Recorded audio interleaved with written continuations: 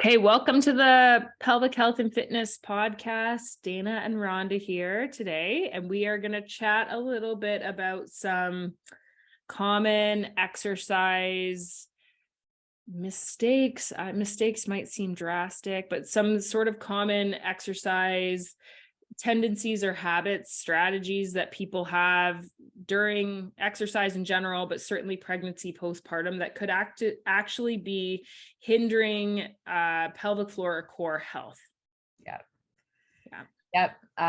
I think this is something I definitely learned, and I've talked about this on the podcast, that being aware kind of what is going on in our pelvic floor and what it feels like to do a Kegel, what it feels like to relax our pelvic floor.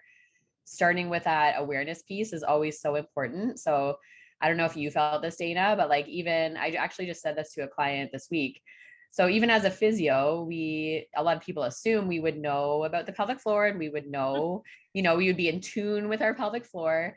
But yes, even as a former athlete where I was quite in tune with my body, I'm now learning I wasn't that in tune with my body. I thought I was, but just recognizing the fact that I had no idea what my pelvic floor was or felt like, or what it's supposed to feel like, or what it's supposed to do. Right. Learning, bringing that awareness to my pelvic floor was like a huge part of the piece for me. Absolutely. I think, yeah, for sure. When you think about any movement, a squat, a back handspring in gymnastics, any sort of sport that you play, those are considered motor programs, right? Like our brain and our muscles have developed the skill to sort of coordinate that movement. But if you don't practice that skill, then that motor program doesn't strengthen. Yeah. So for me, I don't really know how to hit a baseball, right? Like that's not something that I've ever really practiced in my life, but I can kick a soccer ball relatively well. I can do squats and deadlifts and things like that. Those are ones that I've practiced. And I think it is even more basic than that, right? Our pelvic Yeah. floor, especially because the messaging that we get has always been Kegels, always contract. It can feel very foreign to let go of tension in your pelvic floor or your core, which we're going to sort of get into a little bit more as we go through. So I think, yes, it's just because we have a little bit more anatomical knowledge as physios doesn't necessarily mean that we knew what was happening in the pelvic floor. And Right. as we've talked about this several times, like, listen, I love physio school. If you are some sort of association, prof in these schools, yay, physio school, but also the T-spine and the pelvic floor are just completely ignored.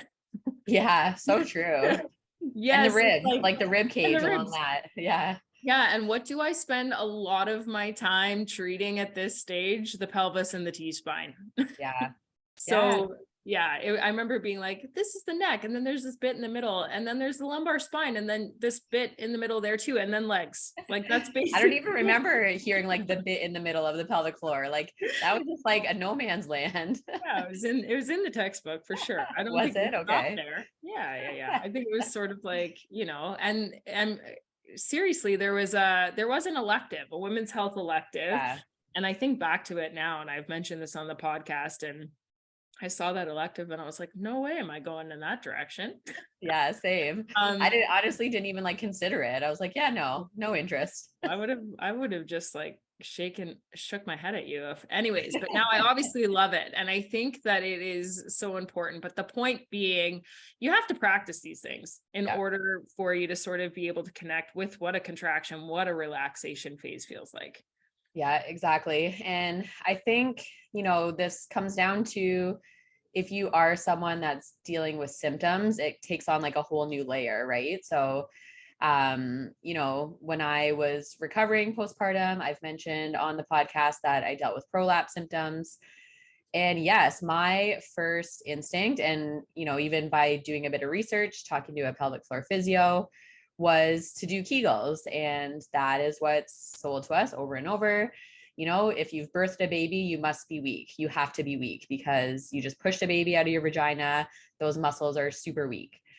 And, Which pausing, like, it's yeah, just so interesting to think about how much of that, this is a whole other topic, rabbit yeah. hole warning here, how much of that is rooted in the patriarchy Oh my goodness. and loose Yes, because vaginas and not pleasurable and all that sort of thing. Like, that's a whole rabbit hole. Anyway, honestly, yeah, like I think I actually read something about that like I think it's Joseph Kegel or something that came up with yeah, the Kegel. That was kind of the background of it is to yeah, tighten women's vaginas, which anyways, yes. yeah, Side story. Yes, but then when I had actually an assessment done, was found that my strength was actually very, very good. My endurance needed a bit of work, but my strength was very good. But I had a really hard time. So she would say, do your Kegel. Yes, good. Okay, now let go of that Kegel. What? yeah. Try to relax. I am relaxing. Nope, relax more. Oh, that's what it feels like. Yeah. And so, yeah, for me, again, I thought if I have an organ that's lowering into my vagina, I need to squeeze and tighten and pull it up to help that symptom feel better. No, if anything, that made my symptoms worse. And I think a lot of my symptoms came from the pelvic floor tension, not necessarily the prolapse itself. Absolutely. And it's a hard sell as Yeah. as a physio, as a coach, because if someone comes in, everybody lives in fear of prolapse, right? Or they're leaking. It is a hard sell. And I think it's probably just from messaging to get people to let it go. I've had several people who, many of my clients are great. Like they trust me, and I don't take that for granted, and they'll be like, okay, I'm gonna let go of tension, and they do get better. But there's always a few where they're like, well, she told me to do 10 Kegels. I have this feeling I'm still gonna do the reverse Kegels, but I'm gonna do triple what she said to do Kegels, and their symptoms stay the same or maybe even worsen. Yeah. Our pelvic floor really is no different than our bicep muscle, right? You see Yep. my shaking in the background, pardon that, Yeah. pardon the noise. So if you can imagine your bicep muscle carrying around a stack of textbooks on your hand all day, that bicep's working really, really hard. If it starts to get sore, your strategy isn't generally put those books down and pick up a dumbbell and do bicep curls, right? It's Yeah. usually put the stack of textbooks down and shake it out, Shake it out, stretch it, lengthen stretch it it. out. Yeah. Yeah.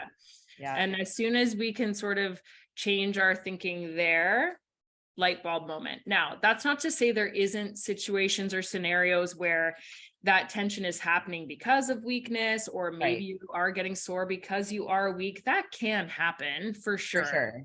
But I just think that's where sort of getting to know your body, or checking in if you're able with a coach or a pelvic physio to see what's going on with your muscles specifically, can be really valuable. Yeah, that's so true. And I will, kind of venture into the core piece with this as well. So, we talk all about the pelvic floor on this podcast, but the core is part of that core canister: diaphragm at the top, pelvic floor at the bottom, core muscles at the back muscles at the front, back muscles at the back.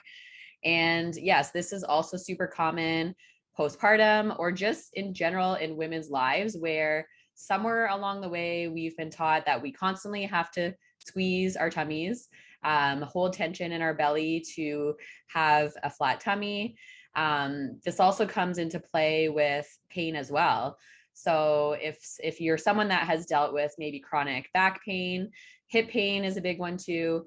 You might have a tendency to be gripping your belly and your glutes too.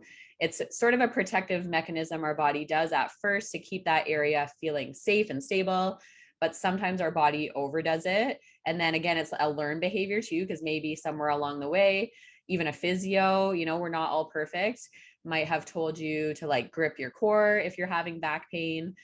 But that, is not a great long-term strategy, because that tension, similar to the pelvic floor example, if we're always tensioning and holding tension in our belly, that's not going to feel great over time. Those muscles fatigue. They can't do their job in that good way of being able to like fully relax and then contract. So they're not actually supporting you as well as you think they are if you're always gripping them. Absolutely. And a common thing that I get to, especially postpartum, when your abdominal wall is healing, a lot of us maybe feel some sort of way about how our abdominals look, or we want to have that flat tummy and bounce back. Ew. Just Yep. burped my mouth a little bit. We have that tendency to pull in, or maybe it isn't that we want to look thinner. It just feels more secure. That's Yeah. also valid. A lot of people will come and say, my belly looks really bloated by the end of the day. And we get that sort of bowing out of the abdominal wall. That is a tired muscle. And a Yeah. tired muscle can't support your back, your pelvic floor itself as well. So yes, I think day to day, I've chatted about this before. One of the first things, I get people standing in front of me, I check out their like back movement, sort of get them all loosey goosey. And then I'll say, okay, check in. Are you sucking your tummy in or clenching your bum right now? And Yes. 9 times out of 10, I'll see one or both relax. And they look at me like, where is she going with this? And Yep. then I will have people, regardless of what they're coming to me for, all the way from, I am just here preventatively and to sort of learn about what's happening with my core, to incontinence, prolapse, pain with sex, back pain, hip pain, sciatica. I'm having people check in almost obnoxiously in the first 2 weeks. Check in and let it go. Check Yep. in and let it go. Link it to cues in your environment. Every time you wash your hands, change a diaper, stop at a red light, because spoiler alert, you can be clenching while you're sitting as well. That's me. Yeah. Like charting and my butt is just lifting me up off the chair. Right. Yeah. And just get curious and see if changing that amount of overactivation just sort of habitually throughout your day changes your symptoms. Love it. Yeah. And it comes back to, we talk about Anthony Lowe all the time on this podcast, but his little sayings are so, so helpful. Tension to task. I always remind my clients about that term. So we only need to contract our muscles enough to do the job at hand. So if we are sitting charting, a big one for me is if I'm doing dishes, we don't need to be contracting basically any part of our body more than like a 1 out of 10, I would say, maybe even less than that, because our body just naturally, the muscles engage in a way to hold ourselves up without having to overactivate. So yeah, so if you are doing a body weight squat, maybe a little bit more tension might be required. If you're doing a 300-pound deadlift, yes, more tension will be required. But yes, most day-to-day tasks, we don't need to be contracting our glutes, our belly, our pelvic floor. Our traps is a big one, right? Like we don't need to be excessively gripping and contracting those muscles more than like a 2 out of 10 for most things. Which is so important day to day for this overall core canister health. So it can reduce low back pain if we can just have those muscles relax. I always am clear about this. The goal isn't necessarily to shut it off. Some of these things are so deeply ingrained in our habits. Like for you, Rhonda, gymnast backgrounds in general, that's like you've been doing that since you were 8 to 10 years old, right? Yeah. For some of us, it's maybe developed in our teen, postpartum, it doesn't matter. The goal is not to shut it off necessarily. It's just to get good at recognizing opportunities to let go of tension and give these muscles a break in your day. Yes. So then we have a little bit more gas in the tank, so to speak, for when we want to strengthen or do workouts. We're not overloading that system. And then even within exercise, maybe starting to think about some of our strategies. Right. Yep. This idea of tension to task. I'm a personal trainer. That's where my exercise knowledge sort of started. And the training I had, and then I've done numerous fitness classes in my time. The cue, and this is not hating on the fitness industry again, because it comes from your training. I think we're over-cuing people. We don't have to have our belly buttons to our spine for every rep of every exercise until the end of time. Same with, yes, amen. Same with our pelvic floor, right? I'm so, so grateful that the tides are turning. The pelvic floor is coming to the forefront. But yes, I think like anything, the pendulum can swing completely the opposite way, where people are taught postpartum, all right, lift your pelvic floor, lift your pelvic floor, lift your pelvic floor with every rep of everything that they're doing. And again, yes, there is a time and a place. We are not saying Kegels are terrible and never to do a Kegel. This is part of the rehab, but our body is so smart and so resilient and so adaptable. Again, maybe in the beginning, we do need to consciously pay attention to that Kegel motion. And yes, if you're having symptoms, maybe with every squat for the first little bit, let's pay attention to if we're feeling a bit of a lift. But to expect someone, first of all, to be able to do that long term, like we are busy moms. I don't know about you, but like I dropped doing Kegels pretty quickly postpartum because I'm like, I just don't have time.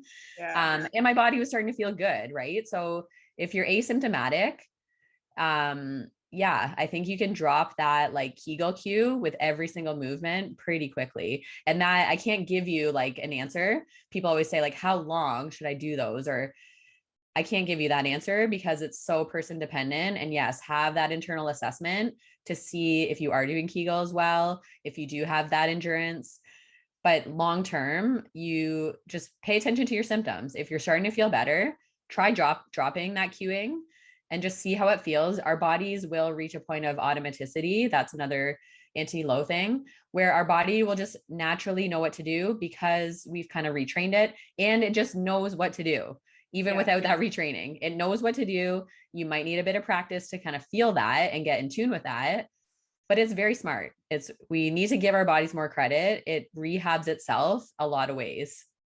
Yeah. And I think what's important too is like really like if you're sort of utilizing the core, and this is where I sort of think the retraining comes in, is yes, we want to feel what that contract relaxation phase feels like for the pelvic floor on its own. And then what does it feel like when it's working as part of a system? So you say, I don't really do Kegels anymore, but if you're doing a plank with sort of correct technique, I'm using air quotes if you're listening, correct. You are doing a Kegel. Right. It's sort of just becoming part of the whole system, which is the goal. Now, I sort of sit in the camp of where we might not always have to do 10 to 15 Kegels every single day till the end of time. But if you are symptom free and you're someone who's just like, I'm going to see if I got that range of motion for mobility of your pelvic floor, I also think that's warranted. I think our whole point here is we don't want to overdo it. Yes. We don't want to overdo it in day-to-day life, in exercise. If you're having any sort of symptom with like a deadlift, let's use a deadlift because they tend to be heavier, and you have been really contracting your core, try to soften it a little bit. Try more of like a breathing technique versus a breath hold or a really contracted core and see if that changes anything for you. Or if you haven't been doing that, maybe try a little Kegel and see if that lessens your symptoms. Like I think it's a tool that we need to use as opposed to just one size, contract your core, do the things. 100%. Yeah, I think that's so important. And yeah, I think this and another Anthony Lowe thing, he says like spread the load. So yes, if you are someone that is very focused on your pelvic floor all the time and maybe you're symptomatic, maybe think about when you're doing a deadlift, think about what are my feet doing? Am I planting my feet? Maybe think about what are my glutes doing? Am I like lifting, using my glutes to activate to lift this barbell or dumbbell, whatever it might be. So spread the load. Think about, we don't always have to be hyper focused on our pelvic floor. Sometimes that actually might be detrimental. If we're too hyper focused, yeah, what you focus on, you pay attention to and you feel, right? Yeah. I mean, we've been focusing here a lot on the abdomen. I said that weird. The abdominals and the pelvic floor. But I know you talk about this all the time. We sort of mentioned it briefly. The bum is another one. We do not need to have our bum squeezed on for everything to max contraction.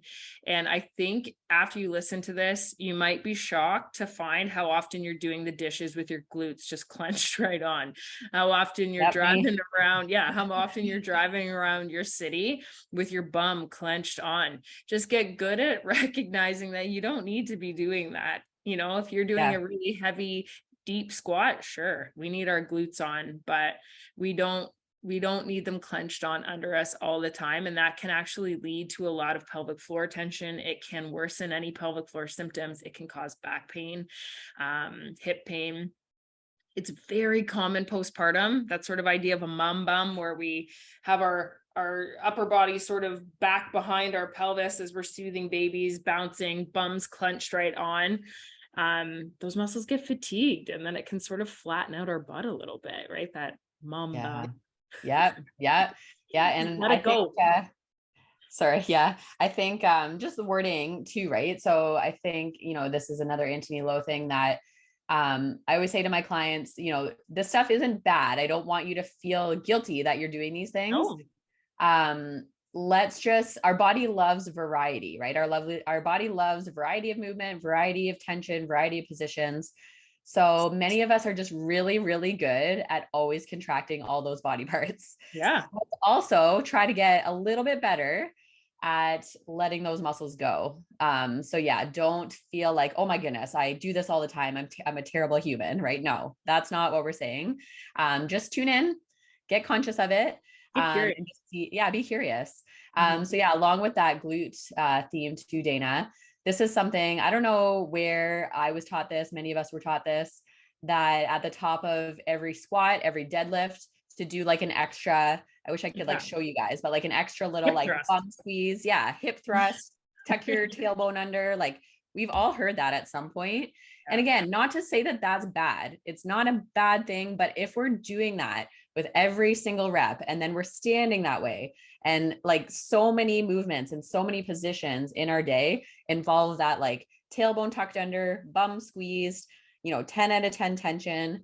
Yes, over time, that habit could lead to symptoms if we're not, noticing it. So I always say to my clients, like, your glutes know what to do to stand up from a squat. We don't need to like, again, over-cue and over-contract to like finish the squat. Literally just stand up, go down to your squat and stand up.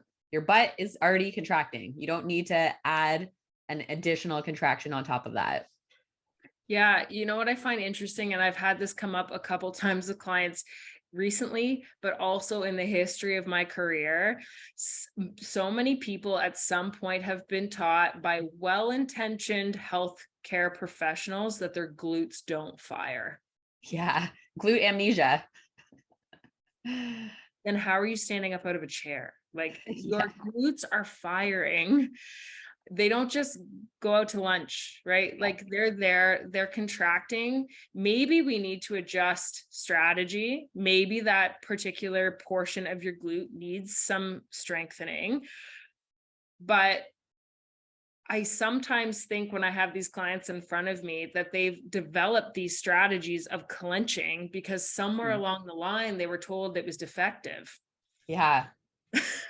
And that it's maybe contributing to their pain, right? Their pain. Yeah. So again, when we were talking, like, none of this is like meant to make you feel like, oh gosh, I've been doing everything wrong my whole life. It's just get curious about what your body is doing. And if you've tried something for a long time and you have symptoms, try the opposite and see what happens. Get curious, let go of some tension is the general name of the game. But that doesn't mean that there isn't an underlying weakness. Yes. But just try the opposite. Get curious. It's okay to let you go.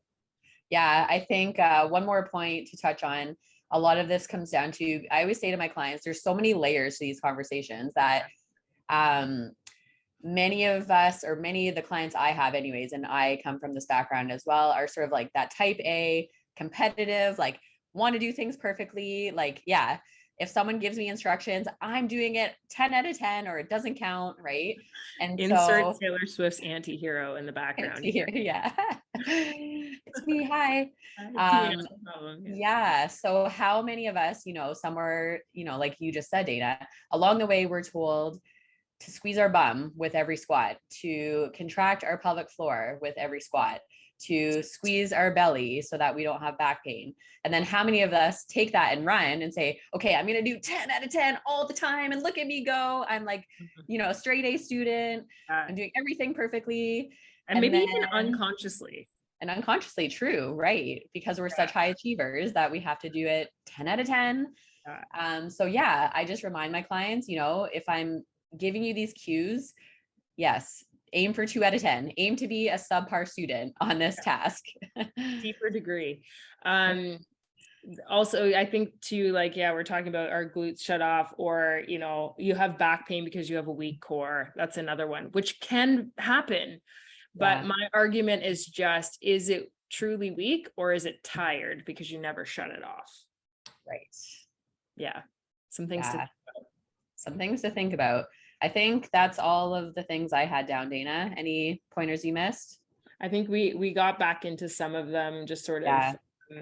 One of the things that I always comes up here and there is breath holding rather than breathing, or like really focusing on a breath hold for heavy lifts. And I think it just comes down to a variety and matching that tension to your task. If you're breath holding every single time you lift baby out of the crib, and you have symptoms, maybe we want to try to change that in terms of that pressurization. In general, when we breathe out, we get this lovely, nice up and in drawing of our pelvic floor and our abdominal wall, this gentle contraction that our body's good at. And so I believe that for most of our tasks day to day, and certainly with a lot of exercise, that's probably the more appropriate load strategy. Breath hold has its time and place, but I think a lot of us are pumping out 10 squats without taking a breath in. 100%. Yeah. I 100% noticed that for myself, coming from a CrossFit background. And again, well-intentioned coaches. I remember someone teaching me that even if you're holding a dowel, which is like a practice bar, you should be doing it the same as if it's a 300-pound squat, because they want you to practice like good form, good technique. I understand what they were getting at, but again, me, type A, all right, I'm holding a stick and I'm like, everything's squeezed and I'm going to hold my breath. I'm going to do a squat. And like, look at me go, like my veins are sticking out of my neck as I do that, right? Like I'm holding a stick that weighs nothing. So yeah, I took that and ran with it. And so for someone like me and many of us, yes, like practice good form. Yes, that's a thing. But yeah, we don't need to do 10 out of 10 contraction, wind up everything if we're doing a squat with a stick. That we just don't need that. And this has been interesting for me. I'm getting back into Olympic weightlifting. And so it's been really cool actually to kind of like just notice and pay attention now that I am more in tune. I would notice with some reps feeling just like a little bit of tension in my bum, like nothing crazy. And again, it's like, I know not to be afraid of that. It's just information. And so for me, yeah, I have to really focus on, I have done like a little bit of a breath hold technique, but I find if I'm like exhaling as I'm coming out of a squat, that feels good for my pelvic floor and like my bum. And so, yeah, that might change as I get heavier, but for now, like focusing on that exhale really does help. Yeah, it might change as you get, oh gosh, I just feel like there's so many routes we could go down here, but to keep this concise, also it might change along your cycle. And I talk about people, or talk about this all the time with people, like, runners, heavy weightlifters, whatever way you want to swing it, we are hormonal creatures. And so we are, as, if you're getting a cycle, we're sort of at the whim of these ups and downs in our cycle. And that can change symptoms for some people. Yep. Like for me personally, I'm not okay, guys. I run 3.5 kilometers sometimes, certainly not in the blizzard that London, Ontario is currently having today. I'm a fair weather runner, but when I am running, I'm not running in the first or the last 2 days before my period, or certainly the first 2 days of my period. Everything feels heavy. Running is not supportive to me. I can weight lift, that feels okay.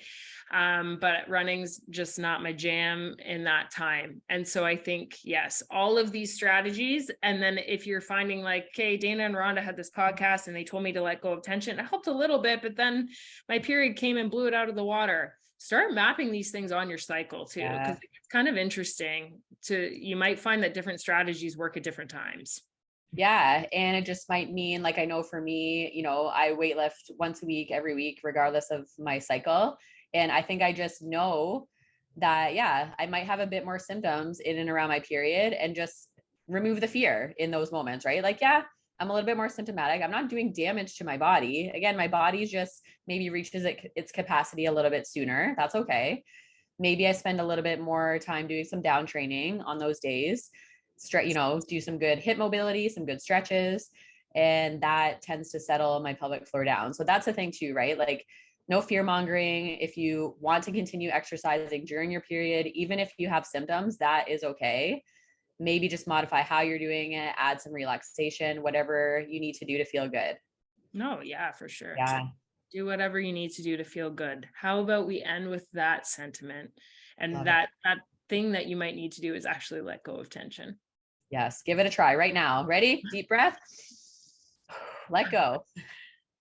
I was totally squeezing my bum. Me too. Yeah.